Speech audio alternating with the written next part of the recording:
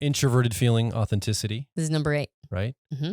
So this is my judging function. That's right. I have a soft spot for this. Yeah, that's right. Hard one, soft spot. Hard one. Let's talk about its basic use. Let's talk about its use, and then I'll read the wisdom, and you tell me whether or not you think you've tapped into it. All right. Put me on the spot. Good. What's the use of introverted feeling? Making decisions based on personal values and inner emotional alignment. That's its use. There you go. All right. But what's its wisdom? Understanding the deep significance of authenticity and integrity, recognizing that true alignment comes from honoring one's inner moral compass, regardless of external pressure. So, the wisdom of your conscience. Yeah. The wisdom of recognizing that what means something to you, it's not something to jump to. It's something to also be refined over time. Yeah. Right? It's like, what is a moral compass? Is it an agitated, triggered feeling? Is that what an inner moral compass is? Is it just whatever is frustrating you that day, or a mood, or right? Like, is that an inner moral compass? Yeah. Or is it something that requires a deeper reflection?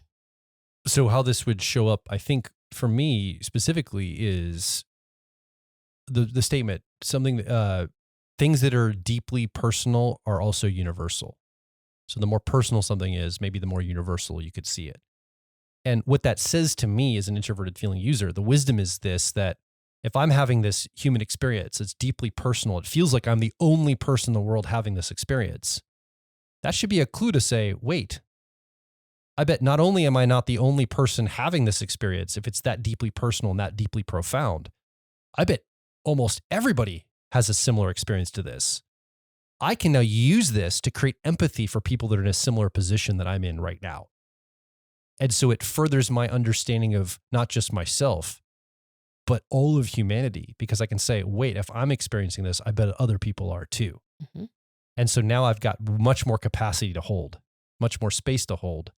Even if I don't have their exact experience, I have an approximation deeply personal to me to know if you're experiencing something that personal, that is profound for you. Yeah. To honor it, to give it deference, to support it, to make sure you don't undermine that for the other person, because it's deeply personal and profound for them too. Right, because you're tapped into the general wisdom of the function. That's right. Like, the general wisdom says if something is important to somebody, maybe you should be paying attention. Yeah. Right, maybe you should be listening.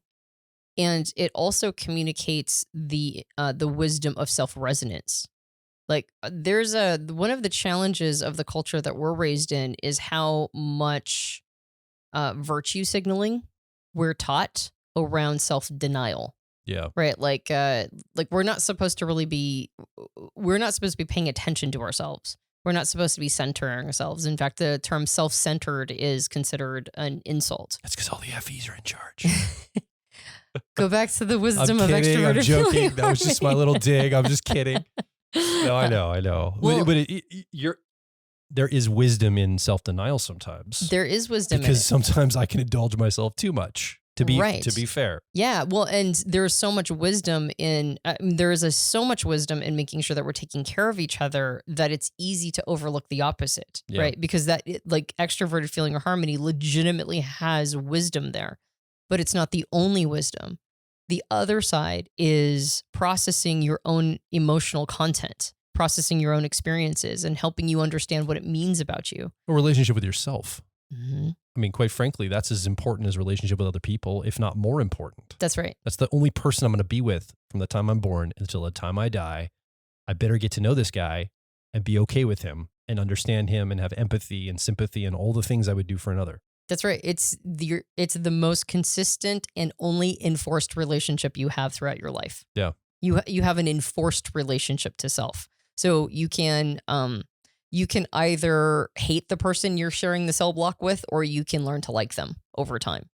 And so there's so much wisdom to falling in love with yourself. There's so much wisdom to making peace with and forming good connection with this person that you cannot get away from. You can't. You're like, I know I said cell block and it probably doesn't sound very nice, but the truth is that you're trapped. You're trapped with yourself. You can go anywhere except for away from yourself. What is the phrase? No matter where you go, there you are. And so there is deep wisdom to forming solid relationships with that person and understanding them enough to have them be a true voice of discernment throughout your life, right? A true source of your own personal wisdom. Yeah. Because that's the person who's been registering it the whole time. So and the wisdom to know that it may not look appropriate to the outside world. That's right. There's that moment in Breaking Bad, and I'm not saying this is you listening or watching, but there's that moment where Jesse Pinkman gets in touch with his introverted feeling after going to rehab. And I think it was Walter asked him, like, who are you? Or somebody asked him, who are you? He's like, I know who I am. And we think he's going to like say something positive. He's like, I'm the bad guy. Yeah. And I'm okay. Basically, I'm okay with that. I just recognize it above that. Now he goes through and evolves differently. He finds more aspects of himself and expands that territory. So he's not just the bad guy in his own mind throughout this spoiler alert. But that was an important recognition moment for him because he had to recognize there was a part of him that was the bad guy before he could recognize all the other parts of him too. Yeah. And we tend to deny that one part that we won't accept that may not be the best material. We don't like to look at it. Mm-hmm. But by Jesse Pinkman in the show Breaking Bad, when he accepts that, now he opens himself up to all the other parts too. Yep. And so I think that's part of the wisdom is not rejecting any aspect of the self. Yeah.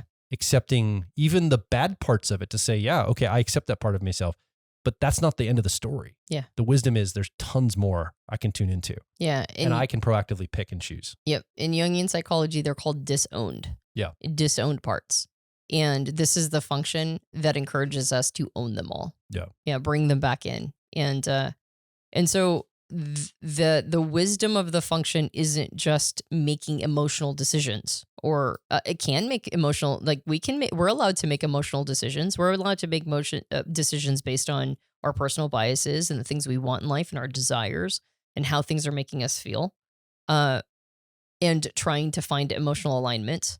But the deeper wisdom is not stopping there, is to continue to, like you mentioned, own the parts, explore the whole spectrum of who we are, bring things into alignment that are discordant. Because the more you understand, this is the reason why we don't want to go very deep, is in the same way that the more honest you are with other people, the more likely you are to have an argument. Right. The more honest you are with everybody else, the more likely somebody's going to disagree. Right. And they're going to go, I disagree. And then you're going to enter an argument. That's one of the challenges with introverted thinking and extroverted feeling. Right. That's why we have a tendency to kind of like keep things on sort of a surface level. If we have a big group of people in a party, we're not really talking.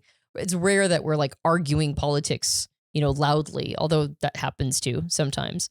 But for the most part, like if we're going to have a party and it's going to be pleasant, we're not going to sort of start proselytizing to people about our personal beliefs. So there's a similar dynamic that happens inside of us, that the further down we go in self-exploration, the more likely we're to find things that we don't like. Yeah. Right. And so we stop. We don't want to run into those things, but those become disowned parts. So the wisdom is to keep going, and to, in the same way that you're going to make peace with somebody that you're sharing a cell block with. It's not to disown it, but to look at it, to make peace, to understand it, to recognize it, to not push it away and then project it onto other people, but to acknowledge it and bring it in, and then recognize that it also is influencing our decisions. Right? It's part of what's trying to gain alignment inside. And if we don't do that, if we don't bring it into the fold, it will encourage us to make decisions, and we won't understand why we did them. Yeah. So that's the wisdom of the function.